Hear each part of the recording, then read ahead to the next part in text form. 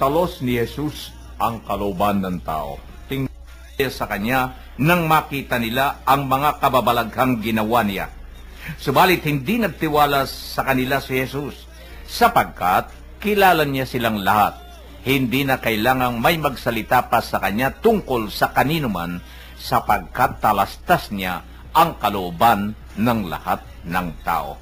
Ito yung una sa atin hong pag-aaralan ngayong gabi, ang talastas ng Panginoon Hesus ang kalooban ng tao. Kuya Joe, ano po yung nakikita ninyo rito sa tinunghayan kong ito? Mga kapatnubay, talos ni Jesus ang kalooban ng tao. Marami po ang sumampalataya sa Panginoong Jesus dahil sa mga kababalaghang ginawa niya. Subalit, hindi nagtiwala ang Panginoong Jesus sa kanila dahil alam kung ano ang nilalaman ng kanilang kalooban. Pagkat batid niya, pagkukunwari lamang ang nilalaman ng kanilang mga puso. Yan po ay ang nakita ho ng ating Panginoon doon sa mga sumusunod sa Kanya. Dahil kasi nung pista ng Pasko, napakarami noon ng mga sumusunod sa ating Panginoon. At marami naman yung sumasampalataya sa kanila. Wika nga ni Kuya Joe, hindi ho kaila sa atin nung kapanahonan yun talagang ang Panginoong Hesus ay ginagalugad na ang mga bayan-bayan at nangangaral na siya. Marami ho ang sumasampalataya, marami na naniniwala sa Kanya. Pero ang pinaka-punto ho doon ay nababasa ng Panginoong Hesus kung ano ang laman ng isip nung damdamin ng mga taong sumusunod sa Kanya. Alam niya kung sino rito yung mapagkanwari, alam niya kung sino rito yung talagang tapat sa Kanya.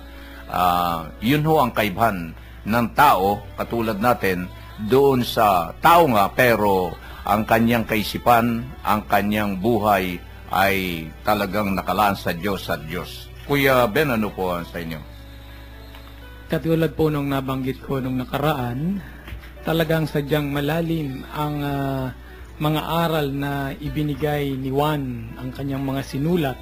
Dito po ang lalim na makikita natin ay ang pagpapakilala ng kanyang sarili, ni Jesus sa kanyang sarili, na siya sa kanyang pagka-Diyos ay naroon ang malalim na divinity niya. At dahil dito, makikita po natin ang kanyang pagkilos o naging karanasan sa mga tao na ipinakita niya. Malalim din ang tingin niya sa bawat isa. Ano pong ibig sabihin na malalim din ang pagkakilala niya sa bawat isa? Nakalagay po dito, kahit hindi magsalita ang sino man, alam ang iniisip ng iba, alam ang nasa kalooban, alam ang gagawin ng mga taong nakapalibot sa kanya. Ito yung kanyang pagka-Diyos Sapagkat kung ito'y si Jesus ay katulad ng sinasabi ng iba na pangkaraniwang tao, ay hindi magagawa, hindi mangyayari at magaganap ang mga bagay na ito. Ito ang pagpapakilala ni Jesus ng kanyang pagka-Diyos.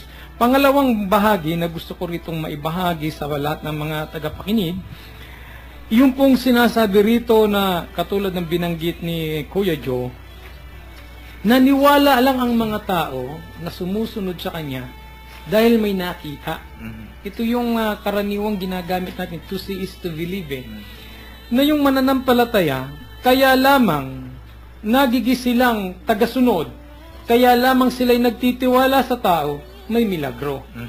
Kapag walang milagro, hindi ka paniniwalaan Alam nyo, naalala ko nung araw, kahit sa loob ng aming trabaho noon, alam nyo po, dyan sa pier nung araw ako'y nagtrabaho, meron ako dyan naging kaibigan. At yung ang naging kaibigan ko, isang may-ari ng trucking. At alam naman niyo dyan, ang isang kilos dyan kung walang bagsak at walang bigay-bigay, at hindi ka kilala sa mga lugar na yan, at hindi ka nagpakita ng iyong kakayanan at ng iyong magagawa sa kanila, ay hindi ka sikasuhin ng araw dyan. Mga early 70s, 80s na yan nung nagtatrabaho ko sa loob. Alam niyo po ang sabi niya sa akin, walang nakikilalang santo nang hindi nagmimilagro. Pero yun ang kaibahan doon, sapagkat ang gustong makitang milagro dito, yung magaling kang magbigay at gumastos. Pero si Jesus, iba yung milagro ni Jesus. Iba yung pinakita niya sa mga tao. Kung kaya't ang pagsunod sa Kanya ay pansarili din. Pansarili na makakamit nila habang si Jesus ay may pinakikitang hiwaga at pinakikitang milagro, ay baka naman makasagap baka makakuha tayo ng kahit paano, yung mga tao sumusunod sa Kanya. Pero wala silang magagawa Alam ni Jesus kung ano ang kanilang ninanais lamang sa pagsunod. Alam ni Jesus kung anong uri ng mga tao ang mga sumusunod na ito sa Kanya at nagnanais lamang ng gantimpala pagdating ng panahon. Pero palibhas sa Diyos, hinahayaan din niya ito na maging tagasunod. Hinahayaan din ng ating Panginoon na mabalang araw, maunawaan na ang pagsunod ay hindi lamang sa pamamagitan ng milagro, kundi sa pamamagitan talaga ng relasyon na maliwanag para sa Diyos. Amen. Kuya Bert, itong mga tao ng mga panahong yun na sumusunod sa ating Panginoon, ano sa palagay ninyo, yung damdamin nila, sila ba'y sumusunod sa Diyos dahil sa meron silang mapapala sa Diyos, o sumusunod sila dahil sa espiritual na pamumuhay na gustong maipunla sa kanila? Ano bang nakikita ninyo rito? Alam mo, Kuya Min, sa tanong mong yan,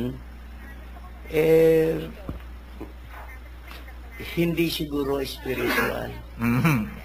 Kasi merong sinabi ang Panginoon noong nangangaral siya sa isang lugar, nang tumalilis siya sa kanila at siya ay nagpauna sa lugar na pupuntahan nila. Pero dahil nakita siyang umalis, madali ding umalis sa lugar na yon yung mga tao at nauna pang dumating sa pupuntahan ng Panginoon. At tinanong sa kanya, Lord, kanina pa kayo? Sabi ng Panginoon sa kanila, ako'y inahanap ninyo. Hindi dahil sa mga kababalaghang nasaksihan ninyo, kundi kayo ay nabusog. Madalit sabi, Kuya Min, nanalig sila dahil nabusog sila. Hindi sa pamamagitan ng kababalaghang nagampanan at ginawa ng Panginoon. Kaya rito, nakalagay din ito nanampalataya sila dahil sa mga kababalaghan. Pero hindi nagtiwala sa kanila ng Panginoon. Dahil alam niya talastas niya ang kalooban ng bawat isa. Kaya yung mga ibang kapatid natin na sinasabi, manampalataya ka lang sa Panginoon, ligtas ka na, mali yata yun Kasi dito, talastas ng Panginoon kung anong klaseng pananampalataya meron ka. Dapat yung pananampalataya na talagang kitang-kita mo, na hindi nagmumula sa bibig mo, na hindi nagmumula sa naririnig mo, na hindi namumula doon sa nababasa mo, dahil kinikilala mong si Jesus ay Diyos na totoo, na nagligtas sa iyo. At hindi lamang sapat yun, sundin mo ang kanyang mga ginawa upang matalos ng Diyos na talagang totoo yung sinasabi mo. Sabi nga ng Panginoon, kung sino mang gustong maging alagad ko, itakwil niya ang kanyang sarili at sumunod sa akin. Ito kaya ang mga nagpapahayag na ito, nananampalataya sa Diyos, na itakwil na kaya nila ang kanilang sarili. Hindi kaya nila nakakalimutan o pinagyayabang nila ang kanilang katalinuhan. Sana hindi ganon. Sana pilitin nilang magsakripisyo alang-alang doon sa mga tao na ibinigay sa kanila ng Diyos. Upang makita ng Panginoon ang tunay na pananalig at pananampalataya ng Panginoon.